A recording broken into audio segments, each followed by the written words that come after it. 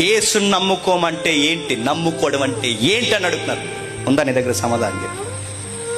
చెప్పు. నమ్ముకోవడం అంటే ఒకప్పుడు రోత జీవితం నుండి ఈ బతుకుని మార్చాడు. ఆయన కొరకు బతకాలని నా కొరకు మరణించి తిరిగి లేచాడు. అది నమ్ముకోవడం. చెప్పు. నీ కొరకు నా కొరకు జీవించాడని చెప్పు. రోత జీవితాన్ని కడిగి, పాప జీవితాన్ని కడిగి నూతన జీవితాన్ని ఇవ్వడానికి వచ్చాడని చెప్పు. నమ్ముకో. అప్పుల కొరకు, బాధల కొరకు కాదు, మరొక జీవితాన్ని ఇస్తాడని చెబుతున్నాడని నమ్ముకో అని చెప్పు. అది చెప్పం మనం. నమ్ముకో అన్నారంట. నమ్ముకో అంటే ఎలా నమ్మాలో చెప్పు, ఎలా జీవించాలో చెప్పు. పౌలు చెప్పాడు ఎలా నమ్ముకోవాలి, ఇదిగో చెప్పాడు ఎలా నమ్ముకోవాలి. ఇదిగో చీకటిలోంచి వెలుగులోకి రావాలని నమ్ముకో. సాతాను వైపు నుంచి దేవునిలోకి రావాలని యేసుని నమ్ముకో.